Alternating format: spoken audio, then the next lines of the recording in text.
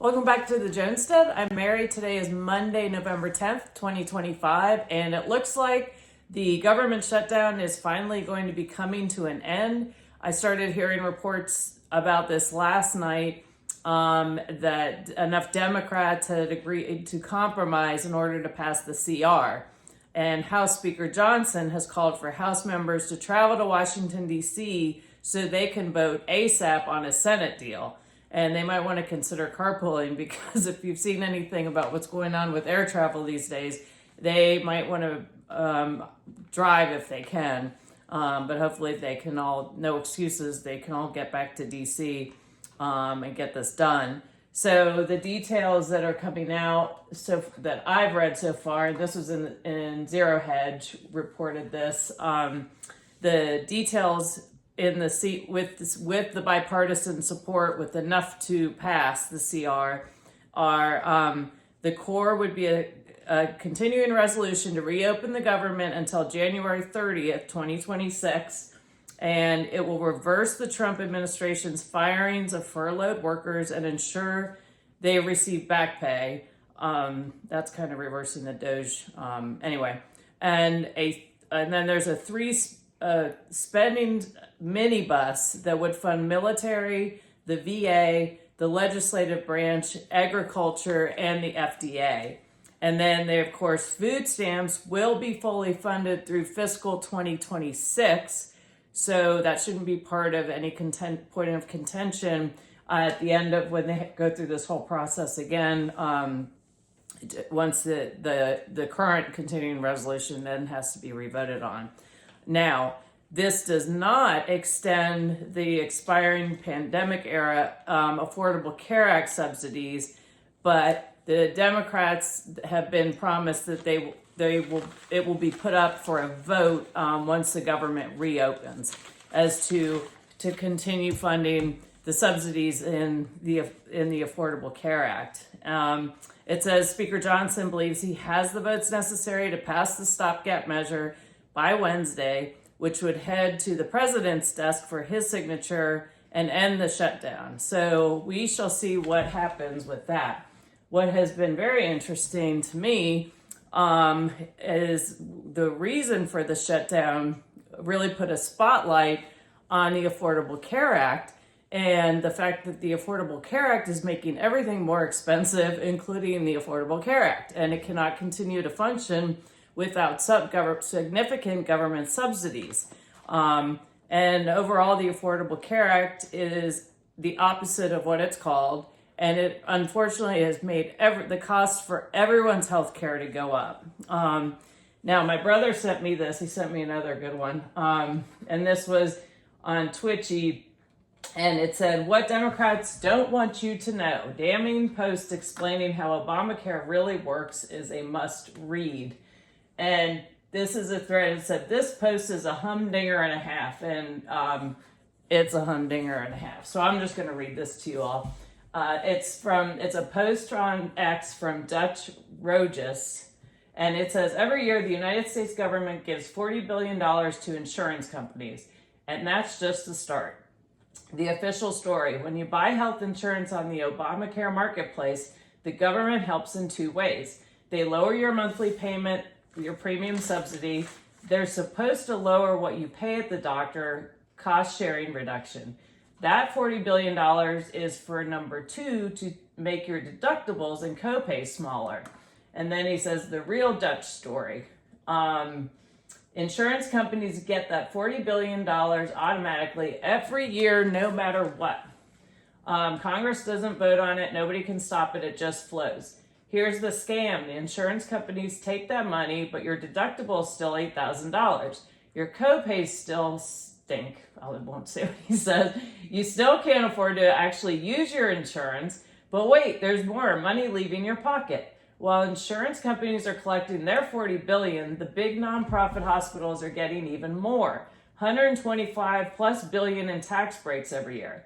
They don't pay property taxes, income taxes, or sales taxes, $28 billion in direct Medicare overpayments. They get paid 60 to 80% more than independent doctors for the exact same service. billions more in state and local subsidies, free land, tax-exempt bonds, utility discounts. Here's what quote-unquote nonprofit really means. These hospitals call themselves nonprofit, but their CEOs make $6 million a year. They spend billions on marketing and lobbying, especially professional sports. They buy up doctors' practices to remove competition. They sue poor patients who can't pay their inflated bills and take their homes. They have billions in investment portfolios. The only difference between them and regular corporations, they don't pay taxes. You do, to cover what they don't pay. I'm sorry this is long, but this is good. In plain English, your taxes give $40 billion to insurance companies and $150 billion to nonprofit hospital systems. Then you also pay $2,000 a month for insurance that doesn't cover anything until you've spent $8,000 out of your own pocket. Then when you finally do go to the hospital, they charge you $200 for a Band-Aid and $800 for an IV bag that costs $1. So you're paying 3 times. Through taxes, subsidizing insurers and hospitals, through premiums to insurance companies, through bills to hospitals with massive markups. Who wins? Lawmakers, insurance companies, CEOs, and shareholders. Hospital system executives. Who loses? You, your family, every American who actually needs health care. And then it says the Dutch line, we're sending nearly $200 billion a year in subsidies to insurance companies and quote-unquote nonprofit hospitals while they charge us a fortune on top of that, and we still can't afford basic medical care.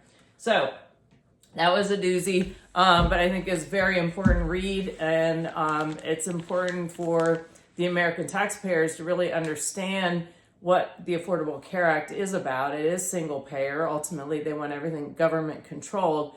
And as we see, it always makes everything more expensive and the quality goes down. So anyway, I just wanted to share that with you all. And again, this I think it's been really interesting how the shutdown has really put a spotlight on how ineffective and expensive the Affordable Care Act has been. And again, they always, whatever they call it, it's the opposite, right? Like smart cities. Anyway, I do want to share some really good news with you guys. And this is Trump pardons Wyoming diesel mechanic convicted for emissions modifications. And it says Trump granted a full and unconditional pardon to Troy Lake, a 65-year-old Wyoming diesel mechanic who served 7 months in federal prison for removing and modifying emission systems on truck engines. They also call it deleting. He was also fined $52,000. It says Lake, the owner of Elite Diesel near Cheyenne, was originally sentenced to 1 year and 1 day behind bars and fined $52,000 following a 6-year federal investigation launched by none other than the Environmental Protection Agency. He was released early to home confinement in September of 2025. And it says Troy, this is another article in the Cowboy State Daily. He says Troy Lake got his first request to alter diesel emissions controls in about 2007 and continued until about 2020. That was during an era in which the federal government tilted quietly from imposing civil penalties on diesel delete mechanics to prosecuting them criminally and putting them in prison. So, but I'll get to that. I'll get to what they're doing. And I know a lot of you guys probably already know what deleting is. Because Lake was for years the go-to mechanic for desperate diesel drivers and owners and other mechanics seeking guidance, the U.S. District Court for Colorado and its corresponding federal prosecutor's district decided to make an example of him, his sentencing transcript says. So and this is what they do, they will target people and they will use them as an example. And so anybody else will say, well, gosh, I don't want that to happen to me. And so what he was doing was with all of these new EPA regulations and emissions regulations, it has really done a lot of damage to diesel engines and made it near impossible for them to function. And it says here, this is just a good summary, right off the lot. In about 2007, customers started approaching Lake because their trucks had problems. Brand new off the lot, recalled Troy Lake's son. who was in high school at the time. His name was TJ. That coincided with the EPA tightening emission standards on heavy diesel trucks in 2004 and again in 2007. Environmentalists, the EPA, do not want diesel trucks because they actually are really, diesel engines are fantastic, but they can't have that because they don't run on a battery. Removing or quote unquote deleting emissions control systems wasn't Troy Lake's main business at the time, not even close. He ran a successful shop with 6 service trucks and jobs in the gold mining industry. Holly Lake told Cowboy State Daily, his wife.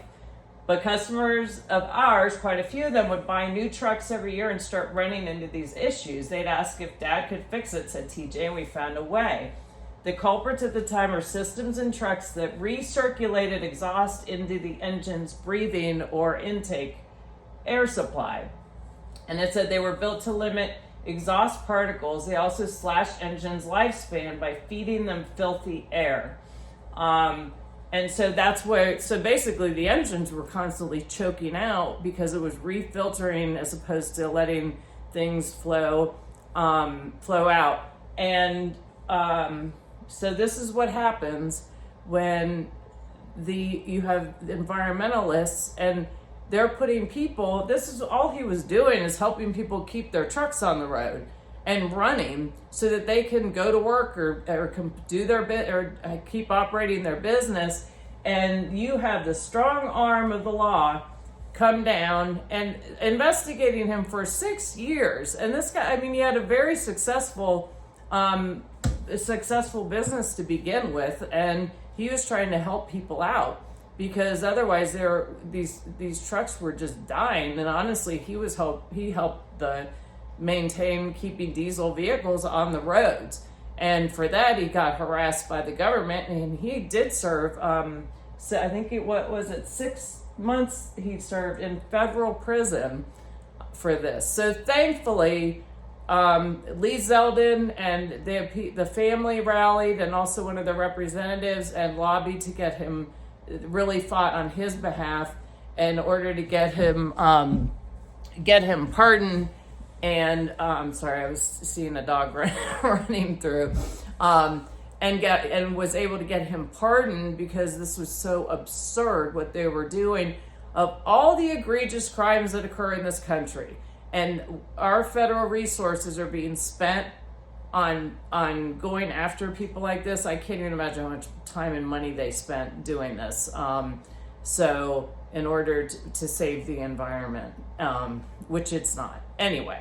But good news. One thing I'm happy, you've heard me criticize Trump, and if I don't like a policy, I'm clear about it.